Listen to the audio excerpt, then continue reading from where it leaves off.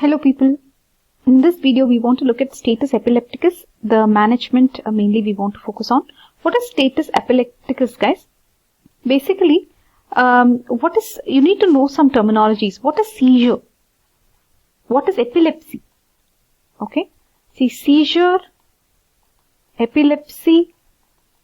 Seizure is it is one episode. Okay, epilepsy is where they have a lot of seizures, right, happening.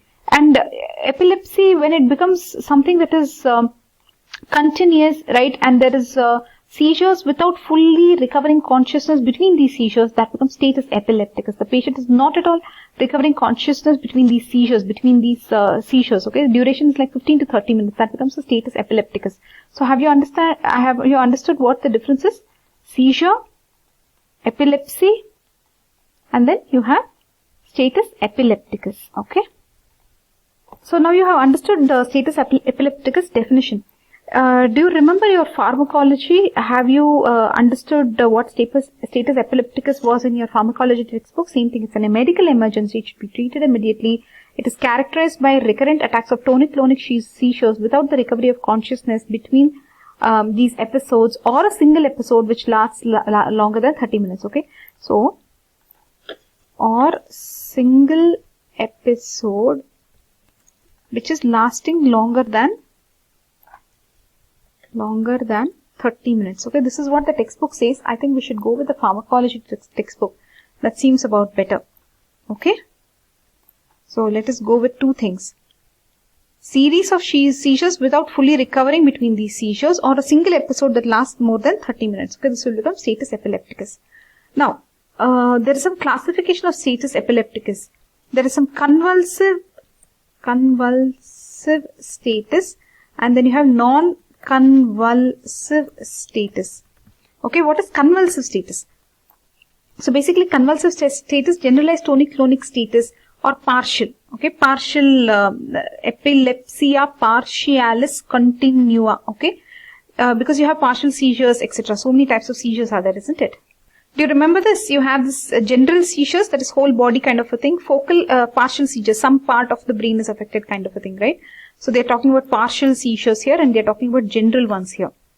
So here they are saying that convulsive, you have generalized tonic-clonic status, and then partial. Then coming to non-convulsive status.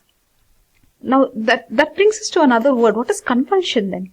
Seizure causes a convulsion. Okay, remember this. Some terminologies we definitely need to understand. Okay, some terminologies, let's write here. Terminologies, okay. Seizure will lead to convulsion, mini seizure, some more episodes, epilepsy, and then you have status epilepticus. Okay, now what is convulsion? Basically muscle movements like uncontrolled muscle contractions, etc.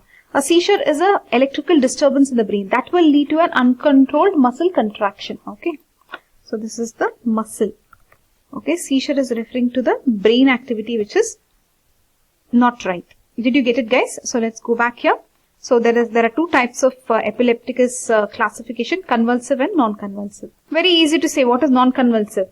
Absence status, absence seizures. Have you heard the patient? It will just appear like they just are staring at something. They'll zone out kind of a thing. Okay, but there will not be any convulsion as such. Then there is something called as complex partial seizures that also comes under non-convulsive. We're not going into all those technical details. Okay, now why does status epilepticus happen? What are the precipitating factors? So possible triggers are there, like a trauma or a tumor or some infection can happen. Cerebrovascular disorder can happen, which all of these can precipitate. These are some structural abnormalities that can precipitate the status epilepticus. Which are those? Trauma, tumor, central nervous system infection, and cerebrovascular disorders. These are four things that are coming under structural. Trauma, tumor, central nervous system infection. Infection is structural, is it? Okay. CV, cerebrovascular disorder. Okay, these are all structural. Then there is non-structural. Non-structural, you have hypoglycemia, hyperglycemia, hyponatremia, hypocalcemia, uremia, anoxia, alcohol, sedative drug withdrawal. Drug withdrawal can lead to status epilepticus, okay. Then drug intoxication like theophylline, amphetamine, then INH, isoniazid, right? But this can also be mainly, it can be an idiopathic condition, okay.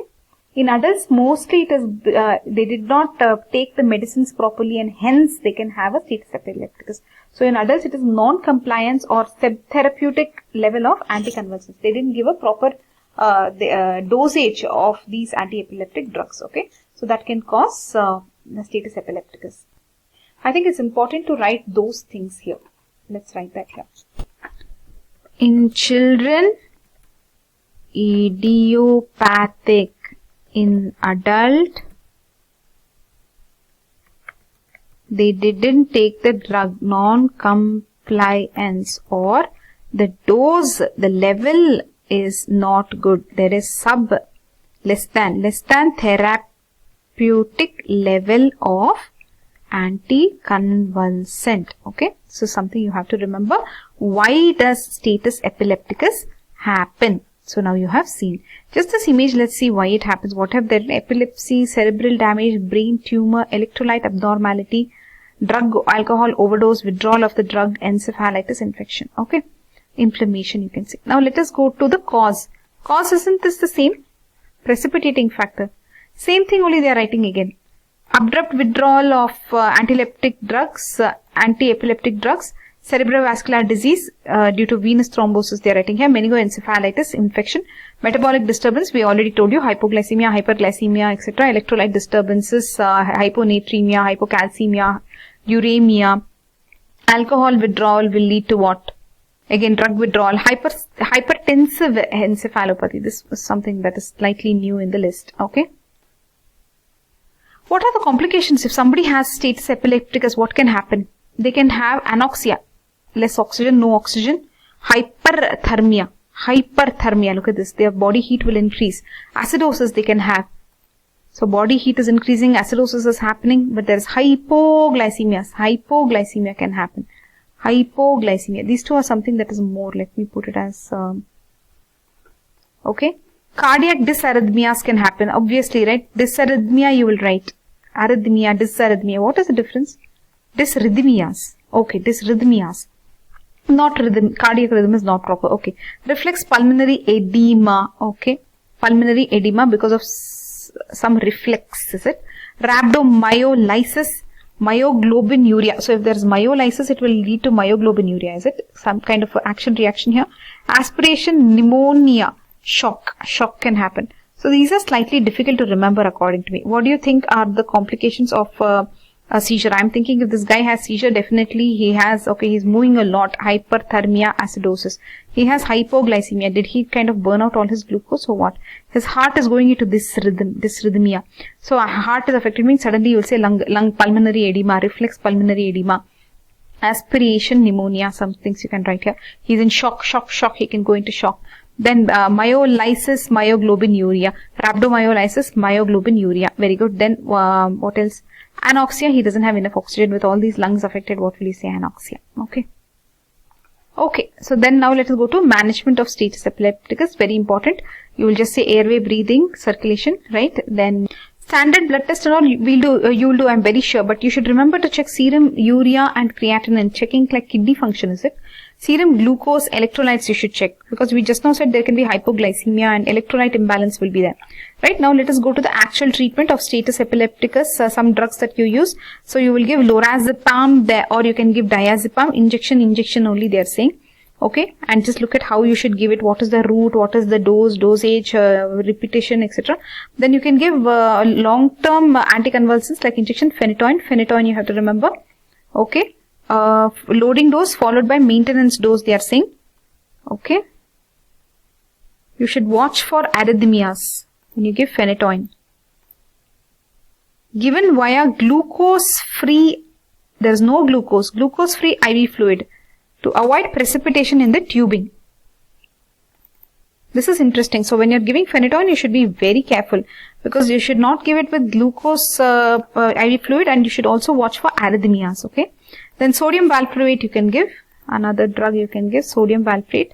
These are all should be green. These are the treatments like lorazepam, diazepam, phenytoin, sodium valproate. Then if still seizures are continuing, they are talking about phenobarbital. If seizures are still uncontrolled, additional dose can be given. Watch for arrhythmias and hypotension. So this is what you think is the treatment, right? But no, it's still there. Continue to the next page.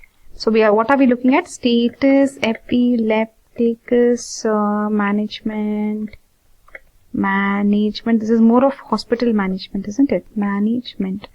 So basically what are they talking about here? In some patients, continuous diazepam infusion is preferred. Continuous diazepam infusion. IV infusion can be given at the rate, etc., etc. Set up with respiratory support. IMCU setup. What is IMCU? Is it some intermediate care unit, is it? Set up with respiratory support. So you should give respiratory support, is it?